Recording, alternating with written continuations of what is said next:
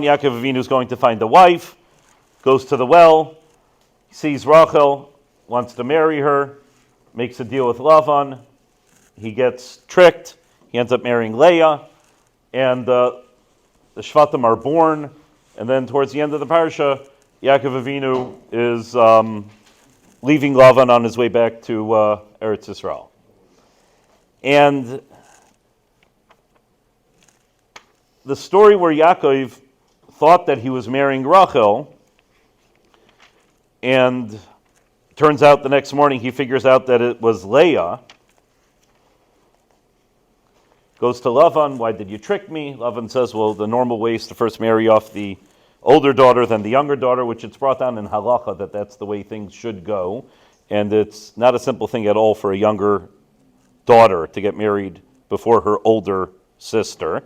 It's not a simple thing at all. It's brought down in halacha. It's pretty interesting that we learned these things from Lavan, but it is paskined in halacha that way. It could be there are ways around it or ways to get through it, but as the standard halacha that the older daughter gets married before the younger daughter, etc., etc. So again, there are exceptions and there are ways to get around it, but the standard procedure, the recommended standard procedure is the older daughter gets married before. I don't think so. And Leah's the first one to have children. She starts naming all of her kids, and we'll go through some of them, but we see that Leah names each of her kid after where she's holding with this new child, where she's holding in her relationship with Yaakov Avinu, right? So the first child,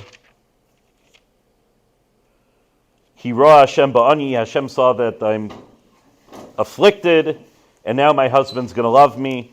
Shimon, Hashem heard that I'm hated. Levi, my husband's now going to accompany me, etc., etc. Yehuda, I thank Hashem, I got more than my fair share of children. And Leah names all of her children after where she's at in her relationship with her husband, where she's at and how slowly this relationship gets better and better. But just starting right after the Torah tells us that Lavan tricked Yaakov, Lavan thought that it would be Rachel, and it turns out that it was Leah. So then the Torah says, Vayar Hashem ki Snua Leah, that Hashem saw that Leah was hated. Vayiftach es Rachman, therefore he opened up her womb, V'Rachel Akara, and Rachel was unable to have children. So when you go through Chumash, there's different ways, different approaches on how to learn Chumash, how to understand these things. But Hashem saw that Leah was hated. So what does that mean? That Yaakov hated Leah. That's the exact translation of the words. What? Couldn't have been? No, but that would have Vayar Hashem ki Snua Leah. Hashem saw that Leah was hated. Therefore, he opened up her womb. Therefore, he let her have children. So it might be a difficult thing. It might not be. I don't know. But it says that Yaakov hated Leah. That's what the Torah says. Yaakov hated Leah. And as you go through Chumash, there's different ways. So there's the approach of the Bali Musar, which usually tries to, when you see something that sounds a little controversial, because the word hate it's a tough word. We know Yaakov Avinu was from the biggest tzaddikim that ever lived. And to say what Yaakov hated somebody sounds like something that me and you could relate to, but not necessarily something that we would pin on Yaakov Avinu. So if you go with the approach in Chumash of the Bali Musar, that certain things are according to their madrega, and it was just a tiny, tiny little dot of what we would normally consider hate, or, you know, when you, as you go through Chumash, you see various people had various challenges, be David HaMelech and Tanakh, or, the story with Ruvain, or things like that, and to say that these big tzaddikim did an Aveira. So the mahalach of the Bali Musar usually is to say that we can't possibly understand on what level that Aveira was, and therefore you shouldn't really associate it. Well, if David HaMelech could do something like that, so then I could do something like that, or you see that it's normal that the David HaMelech did something like that. Malach the Bali Musar is to go ahead and to really elevate it and to pull it out of the realm, that whatever the Aveira or whatever the action is, to pull it out of the realm of our understanding and to understand that we're talking about giants and giants of people, and they don't relate to us, we don't relate to them, and we don't understand the true nature of whatever it is that's reported that they've done. That's the general mahalach of the Bali Musar. And then you also have ways of going through Chumash, which is more of Pashit. If it says it in the Torah, so then you should take it at somewhat face value, unless you have like a Chazal that tell us otherwise. Sometimes you have, we always need Chazal to tell us that what Pshat is in the Torah. If you would read through, by the Parsha of Bilam, right? You go through Bilam and you just read through the Psukim by themselves, it doesn't really seem like Bilam was such a bad person, right? But when you go through the Rashis, and Rashi quotes all the Midrashim and all the Gemaras, so then we see the true nature of who Bilam was. So it is important, and we certainly do need Chazal and the Midrashim and the Gemaras to tell us what's going on in Chumash. So today I'm going to take an approach, which is going to be the simple approach over here. The Torah says that Yaakov hated Leah, and let's go into that a little bit. Yaakov hated Leah. So let's start with this Ramban.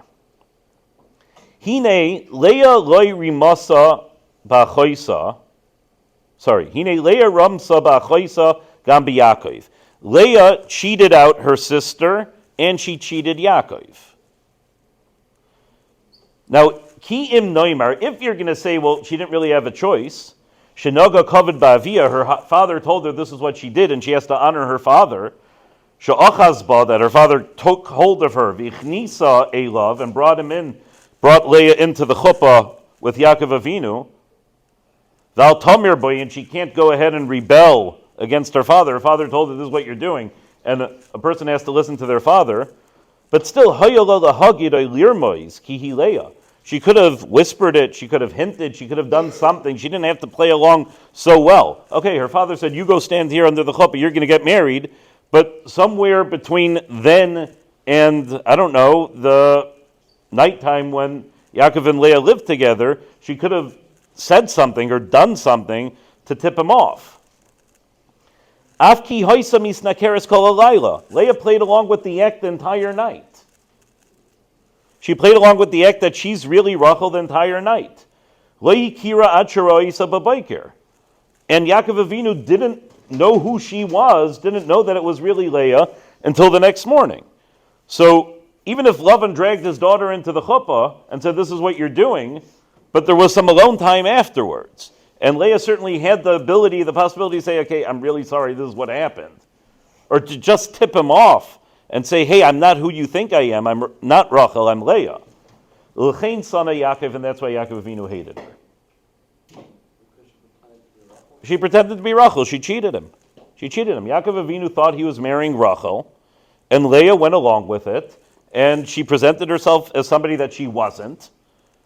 And it was a big deception for Yaakov Avinu. The plan for Yaakov Avinu, his plan was not to marry Leah. His plan was to marry Rachel. What? No, not necessarily. You call it what you want. I don't know. You use a big word and say that that's what it was. But it was a deception. It was a deception. And that's why Yaakov hated her, says Ramban. Yeah, question.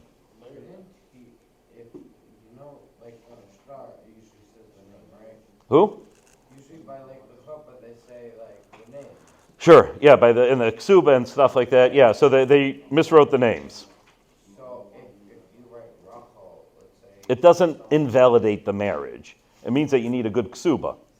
And there's a problem. That's a good question. There could be a mistake. If I think I'm buying, I don't know, a size 12 pair of shoes, and they turn out that they're a size 10 pair of shoes, I can say, hey, there's a mistake. Right? That's a good question. Why was there no mistake over here? I'm not going to answer that. I don't have an answer for you. if the person really hates someone that much, he would try to get away from them as much as possible, but yet somehow he has a chance to give her like 4 children. That's a very important point, and I think we're going to focus on that today. So Yaakov Avinu hates her. It just in the very next line and throughout this year, Yaakov Avinu hates her because she tricked him. So the next morning, get rid of her. Get rid of her the next morning. But what's going on over here? There's a lot of questions. I don't know how many answers we're going to have, but let's at least talk about the questions. Let's go to the next line.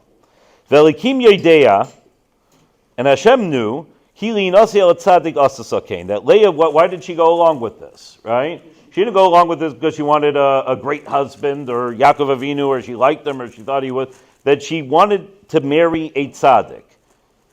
It's Rav Aaron Leib Steinman's wife, Rebbetzin Tamar Steinman. I have a niece that's named after her. When she was single, she used to fast twice a week that she should marry a Talmid Chacham. And it worked out for her. So Leah went along with this because she wanted to marry a tzaddik. V'richem aleh, and therefore Hashem had Rachmanis on her. What? Yeah.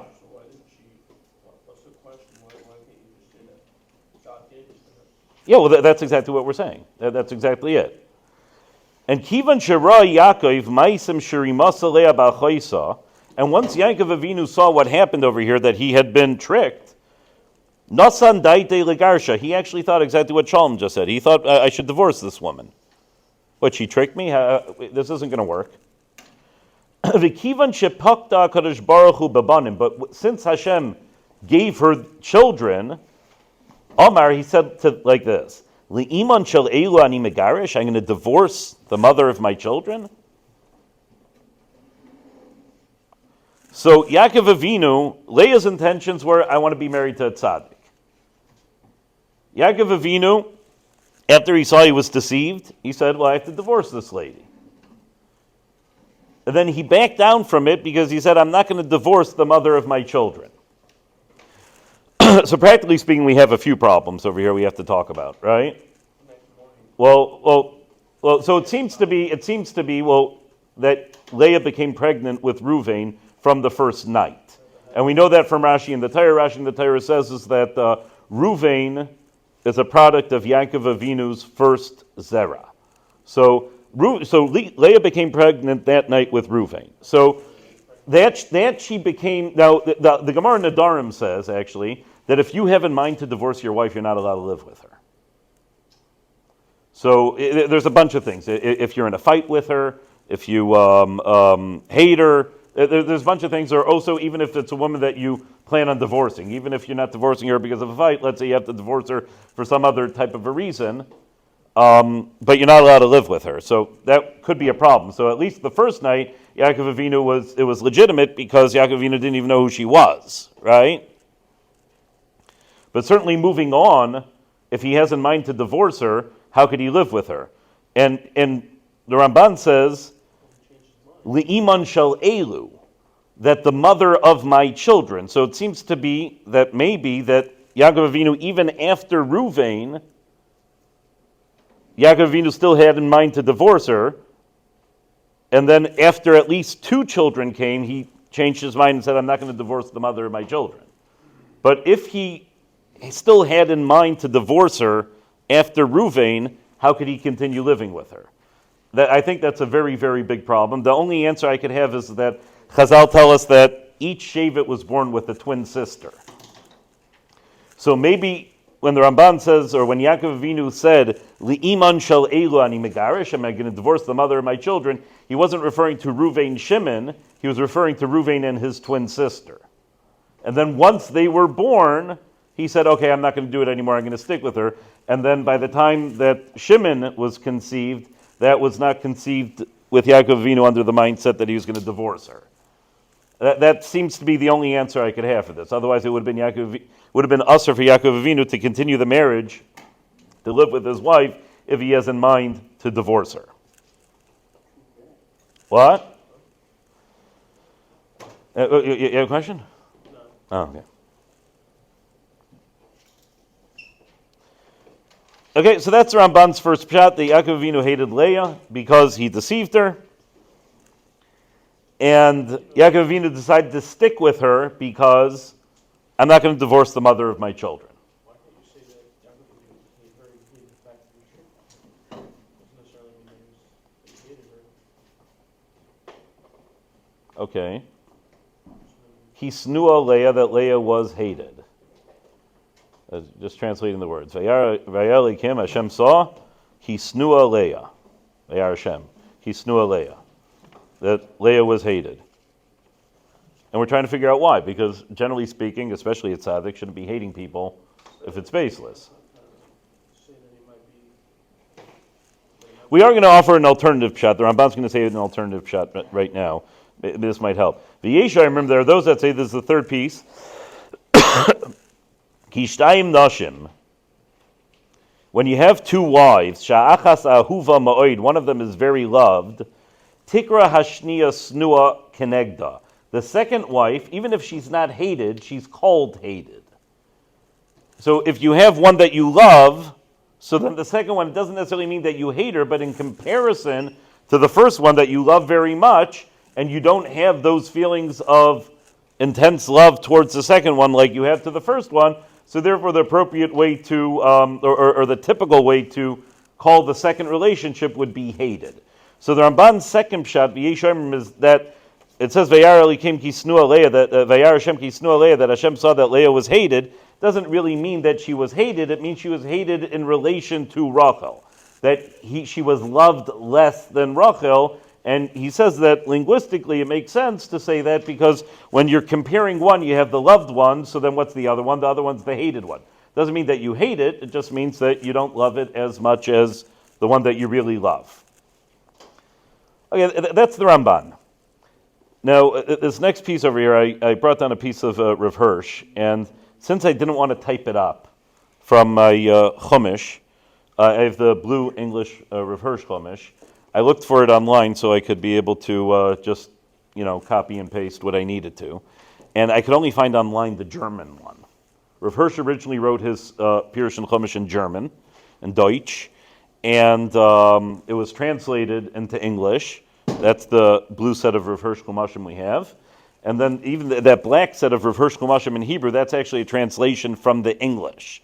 So if you want to get Rav Hirsch in its original, the way he wrote it, the original language, you'd have to learn Deutsch to do that. But the English translation is more authoritative than the Hebrew Sefer, because the Hebrew was translated from the English, so it's already double away. But online I could only find the German one. I don't know German very well, and Mr. Swope was not here when I was preparing it. So I copied and pasted the pieces that I wanted, and I put it into Google Translate. And this, what you have over here, is is not the the English Rav Hirsch that we have, but it's a product of Google Translate. So I did have to go through because there were a few things that they didn't get right. So I went through and I fixed up a little bit, but that's what we have. So Rav Hirsch starts off right away with the second shot of the Ramban, that Leah wasn't really hated. She was just hated in regards to Rachel. She was loved less than Rachel. So not ki Leah snua. The Torah doesn't say that Leah was hated. Rather, but it says ki snua Leah. It doesn't say ki Leah snua, Leah was hated. Rather, it says ki snua, the hated one was Leah. And that means that the hated of the two, the lesser beloved one was Leah. The snua, the hated, well, who says there's anybody that's hated here? Well, if there's some that's loved, so then if one of them is loved, and you assign the word loved to one, so then the other one that doesn't get the word loved would be the opposite of loved, and we're going to assign the word hated, but doesn't actually mean that she was hated, just means she wasn't as loved as much as Rachel. Okay, that's the first piece. Not so.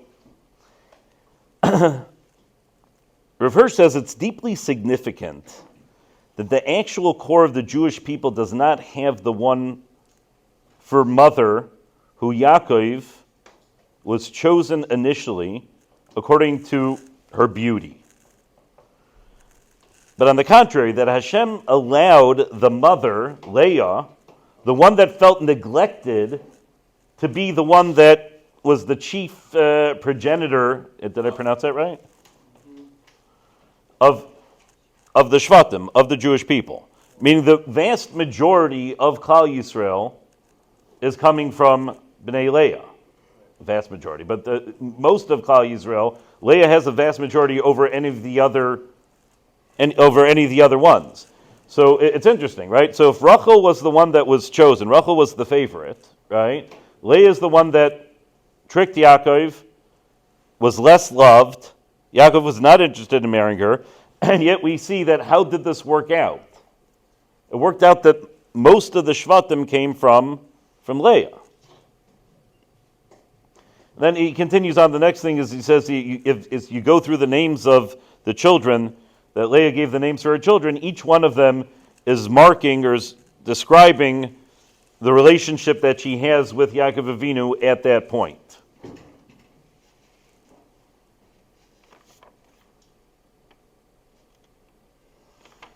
Let's just skip to the bottom two lines on this page. Not even that. Last five words on the page. Her husband's love for her was the goal, and with every child she bore him, she hoped to have, you flip it over, to have one more building block for the foundation of this love, and experience the realization of this hope. What the bride and the wife were denied, meaning that Leah did not have the Ava from Yaakov as a Kala, and as a beginning setting out wife, the mother of his children succeeded in doing. And that's how the Shvatim were born, and they were conceived, and they were cared in this warm house because she eventually did earn Yaakov Avinu's love. What's the lesson? What's going on over here? The reverse says it's deeply significant. What? She earned his love. What? Well, if we understand that Ava and Snua is always relative, then yes, right? But what's the meaning? We're coming out over here that what? I want to take a crack at it, but I want to hear what other people have to say. What? Okay, so I'm going to take a crack at it. Again, Rav Hirsch says it's deeply significant to note that it wasn't the chosen wife. You okay? Who? Okay. It's deeply significant to know that Leah was the one that ended up creating all of, or the majority of the Shvatim, right? It's deeply significant. She started off as the less favorite. She started off as the hated one. And then through child after child after child, her relationship grew and got better and better and better to the point where she was able to raise her family in a beautiful, peaceful home where there's very good harmony between the husband and the wife, which is how children should be brought up.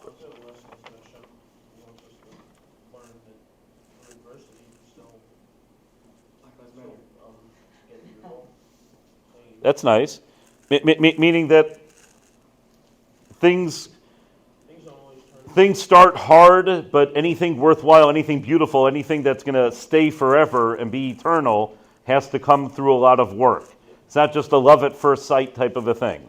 I like that. Anybody else have an idea? I'm going to go along those lines too. What? Relationships take time. I'm using both of those. I really think that that's pretty much the lesson. But I'm going to go like this. And I think it's especially relevant for teenage guys, right? That are in their pre-dating years of their life.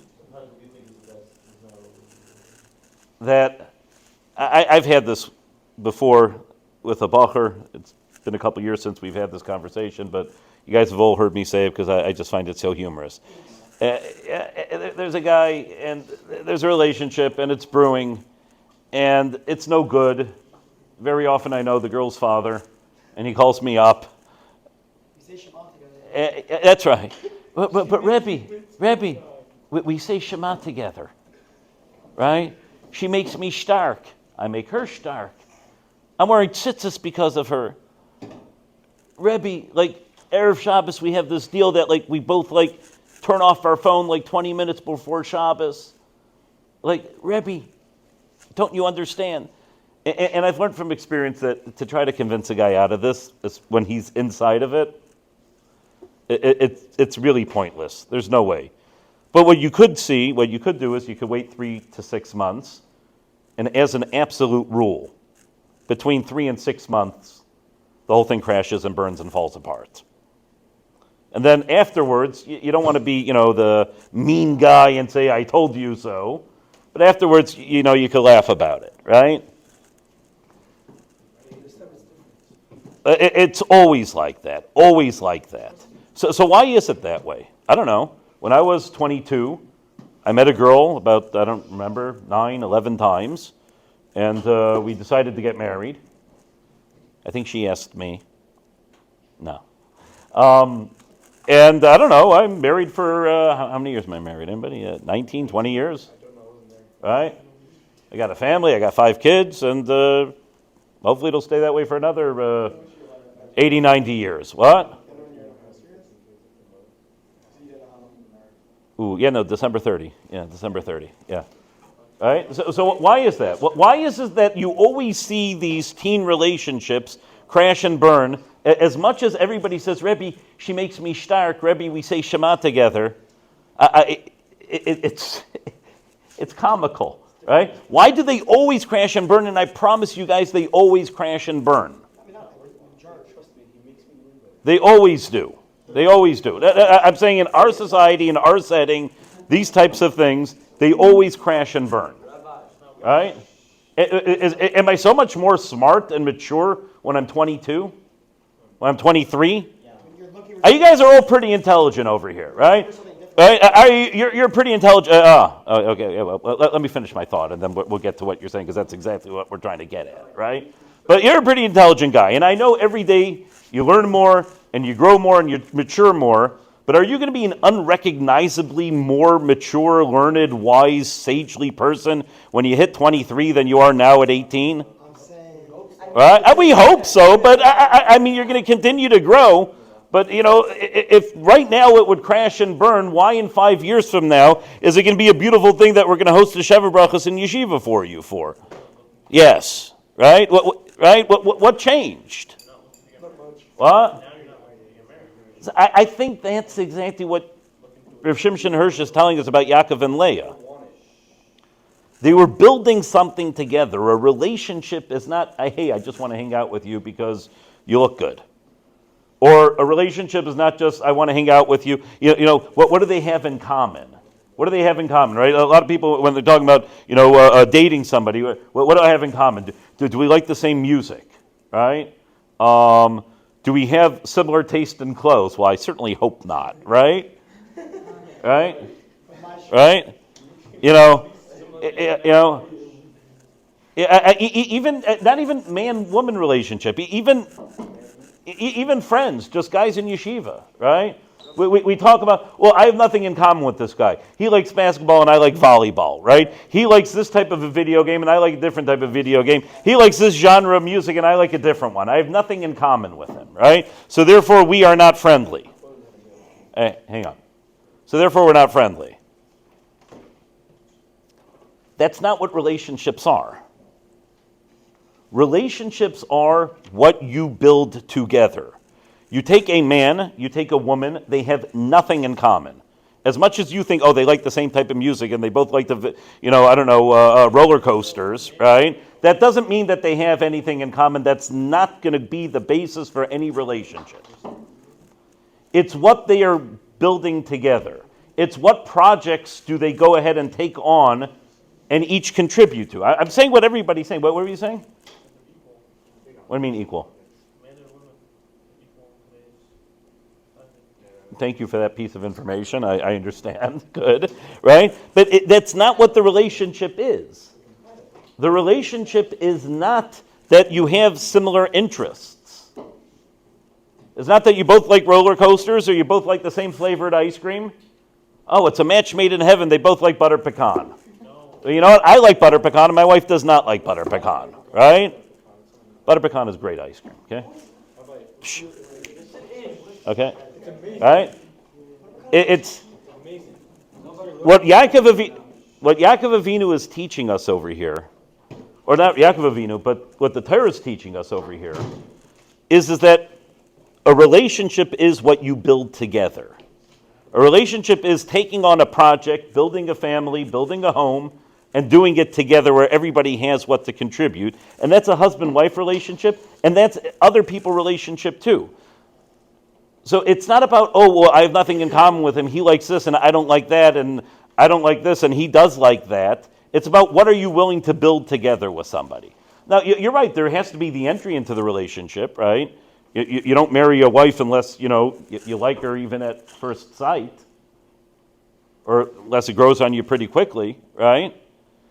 But that's not what endures as a relationship. That's not what builds the relationship. The true relationship is child after child. They grow. They're building something together, and that creates love. That's what creates love. That's what creates friendship. That's what creates togetherness, is not having things in common. It's having a common goal, having a common project, doing something together that's productive and that's going to make something better. All right, what were you saying? The thing is, the entry to the relationship, they don't want to be in a relationship. That's They right. want to be in a relationship. He didn't. Right. He didn't. So this one started at a deficit. This is worse than what most places are, right? Because most people would not start a relationship based on deception. He didn't prefer her. It's debatable as to whether Leah was beautiful or not. Some Mefarshim say that she was. Some Mefarshim say that it was only her eyes. Some Mefarshim say that she wasn't at all, right? So you're absolutely right. He did not want to enter this relationship, and he wanted to end it, right? Ramban says he wanted to divorce her. But it wasn't so much like, okay, we'll stick together for the sake of our kids. But sticking together for the sake of our kids, that they're building them together, Rav Hirsch says, is that it created a relationship, a bond of love and mutual respect and harmony with a warm house and all those warm, fuzzy things that children are supposed to have when they grow up. A nice, calm, collected, beautiful, cared for home. And that's exactly the point. These types of things, a true relationship, husband and wife, even two friends, it does not come from common interests, that we like the same things. It's that we're building the same thing together. We're doing the same thing together. And I think as you get older, you're going to realize that, a lot of people say, how many friends do you have, right? Well, nowadays with Instagram, right, how many people like your thing, right? And we call those all friends, right?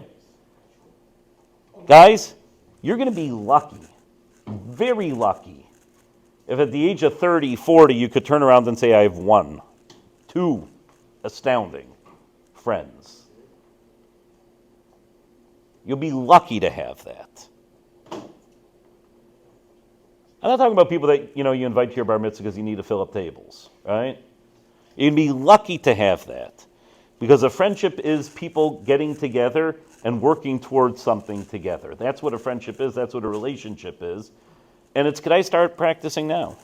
Could I just start practicing now? Because the better you get at it, so then the easier and more enjoyable life is going to be. It'll be a better marriage. It'll be better friendships, better relationships. It's about working on something